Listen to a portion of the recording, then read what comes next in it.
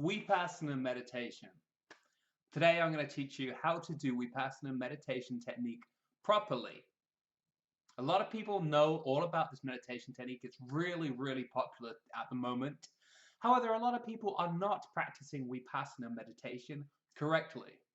Now in this video I'm going to talk about how to do Vipassana the right way. I'm also going to talk to you about whether you should do it at a retreat or at home, the benefits of Vipassana, and how to practice it on an ongoing basis. So what is Vipassana meditation technique? Vipassana is one of the Buddhist meditation techniques that is a really core discipline. But what is it to you?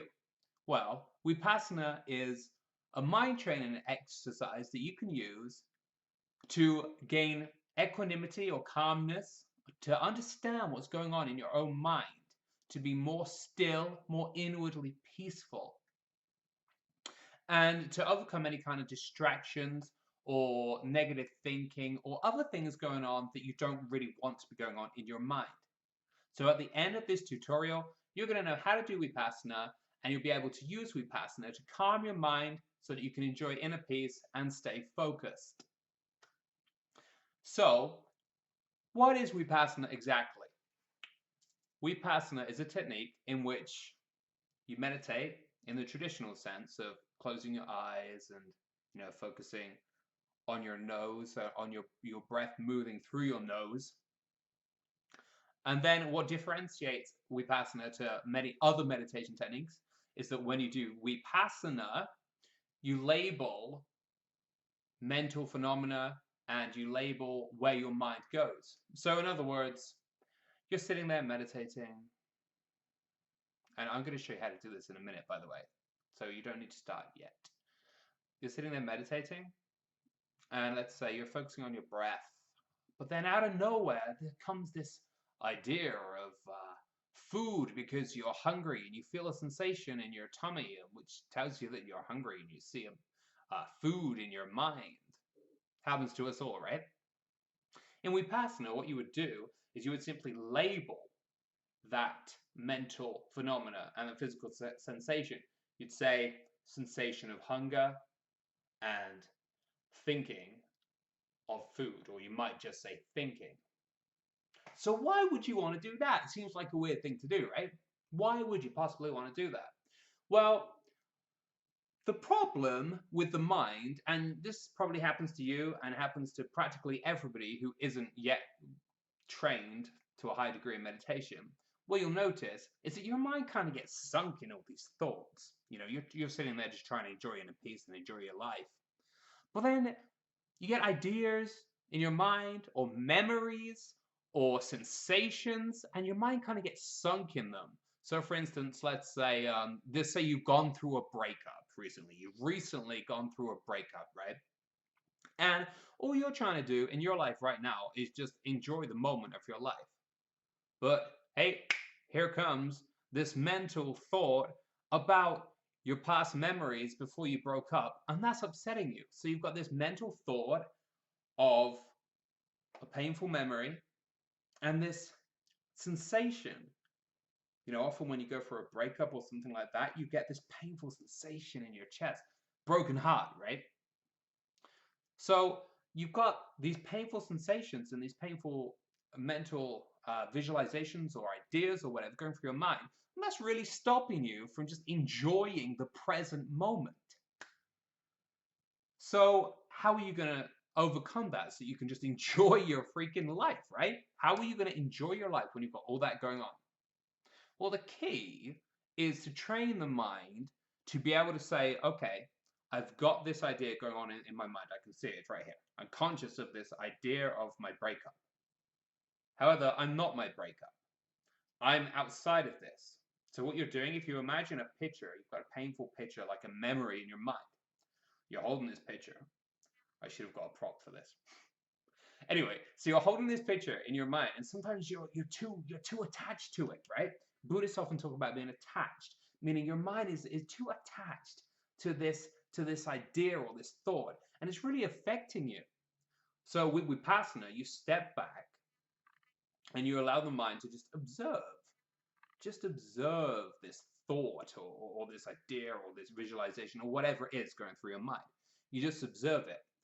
And the moment you're able to step back and observe this painful idea or this painful memory, whatever it is, then as soon as you're able to do that, you're no longer attached to it.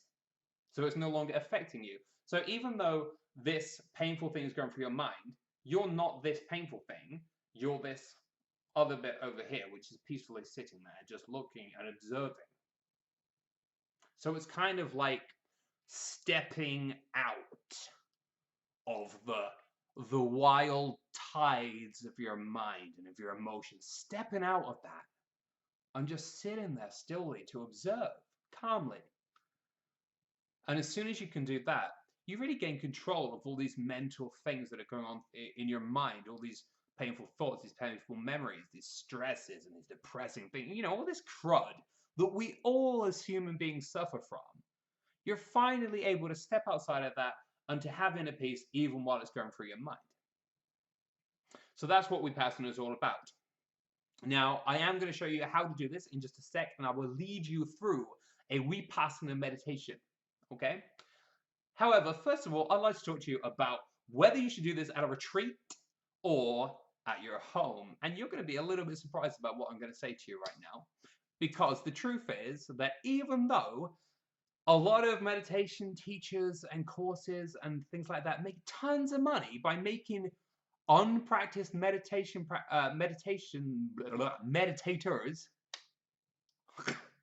words fail me. Unpracticed meditators go to these retreats and they do Vipassana for days on end. Now, if you look at the science of going into meditation, any kind of meditation, unpracticed or with minimal practice and doing it for days on end, for hours, you're going to be pretty shocked and disgusted when you find out that actually that's incredibly bad for your mind and for your mental health. If you are not used to meditating, you should not go to a retreat and meditate for hours on end. It is going to negatively affect your mind and cause you massive problems. Now, if you've been meditating for years and you want to go on a retreat, go ahead, knock yourself out. Absolutely fantastic experience. You'll gain a lot out of it if you're an experienced meditator. But if you're not, it's kind of like running a marathon before you've learned to walk. That's not going to do you any good. That's why you're better off, a lot safer, a lot healthier, and frankly, a lot more wise and smart to go gently with meditation and to do Vipassana, but to do it gently at home for no longer than 20 minutes at a time until you get used to it, and then increase it. Don't go to the gym the first time you've ever been and lift up like a ton. You're going to break your arms. And don't force your mind to do something that your mind is not used to doing for hours on end. So that's my little rant about why you shouldn't go on a retreat unless you're completely experienced. And by experienced, I mean you've been meditating for at least 1 to 2 years, at least. If that is not the case for you, you should definitely practice it at home for 20 minutes and not more. So how do you do it? Let's get to the point. Are you ready? I'm now going to lead you through Vipassana meditation. I'm only going to do it for about 5 minutes with you, and then you can pause the video and continue it on your own if you like. Either way, let's get started. Here is how to do Vipassana meditation. Easy version, because we're not, we're regular people. We're not Buddha yet. We're regular people. So, easy version of Vipassana meditation technique. Let's go. Close your eyes and just relax for a moment. Now, I'm going to open my eyes so that I can look at the camera, but keep your eyes closed. Or, alternatively, keep your eyes in the position that's used in Zen, which is about 45 degrees. So you're kind of looking downwards and slightly forwards in a relaxed way. Make sure you're completely relaxed in your body. You want to be sitting with good posture, with no strain. You don't have to be in full lotus position because not everybody is a master yogi. You can just sit down in a regular good posture position as long as you're comfortable and you haven't got any pains. Breathe through your nose. Now do not control your breath. Just breathe gently through your nose. Notice the breath coming in gently, not being controlled. It's coming of its own accord, just like the ebb and flow of the water or the in and out of a tide. Breath is coming and going. They call this the rising and the falling. Now, be aware of the entire process of breathing, such that an in and then an out becomes one thing. Remember, you can pause at any time to go through these steps in more detail on your own. So the in and out of the breath is one thing now, and your mind is just calmly sitting there observing it with your eyes closed or at 45 degrees. Now, what will happen, unless you are one of the very few people who are actually enlightened, is you will, in fact, even if you are enlightened, you'll probably still experience this. Thoughts will flow through your mind. Sensations will flow through your body. You'll have mental phenomena. And by mental phenomena, that's a technical term that basically means you think stuff. You might hear your voice in your head. You might see an image or remember something. Or you might experience sensations in the body. Now, this is the really, really, really important thing about Vipassana meditation. The thing that differentiates it from other types of meditation is that when you do Vipassana, you need to allow your mind to just calmly observe that mental phenomena. So if you experience a thought, observe the thought and then label it. Say, this is a thought. I like to say this is a thought, nothing more, because that stops my mind from attaching to the thought and then getting all wrapped up in what's going on in itself. You don't want to get sunk into your thoughts. So just observe what's happening in your mind. And when you experience a thought, see the thought for what it is and label it thought. Now, equally, you might find that your mind wanders to an external stimuli, to a sight or a sound or etc., to one of your senses, to sensory input.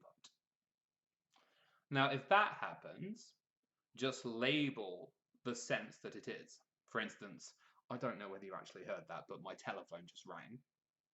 So during Vipassana, I would then just label it sound. Or you can say the sense in terms of hearing. Or if your mind wanders to a sight, if you've got your eyes slightly open, then you can say seeing or sight.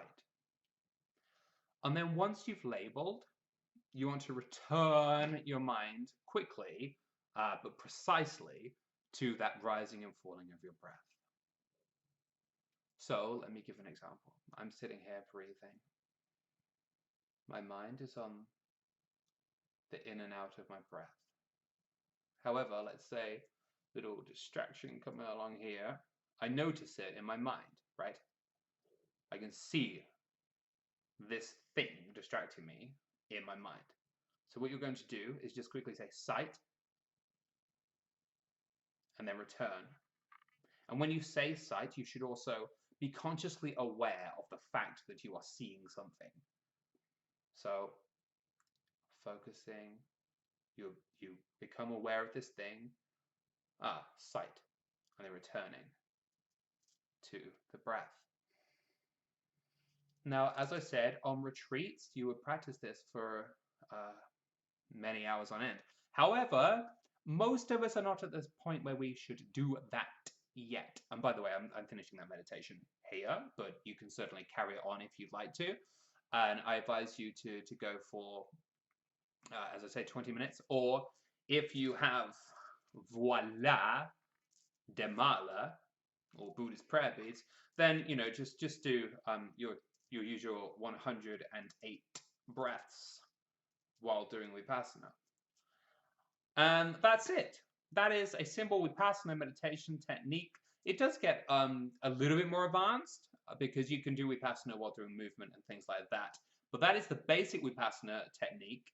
What that's going to do to you is it's going to empower you and train your mind to not get sunk in thoughts or in external stimuli. And that's going to help you to remain calm, to not be reactive. A lot of times in life we're reactive. We see something that we don't like or hear something that we don't like and we feel anger, and it's an ingrained automatic response. But Vipassana gives us that ability to just say, well, this is just a sound. I don't need to react to this. So in other words, you're going to be a lot more chill, a lot calmer. And that is my impromptu tutorial on Vipassana. I hope you've enjoyed it. If you have, then please vote up and subscribe. I don't know where the button is right now because I'm not that good at this yet. But press the red button which says subscribe on it. And thank you for watching. I'm Paul from the Daily Meditation. I appreciate all your support. Have yourself a wonderful day, and I'm out.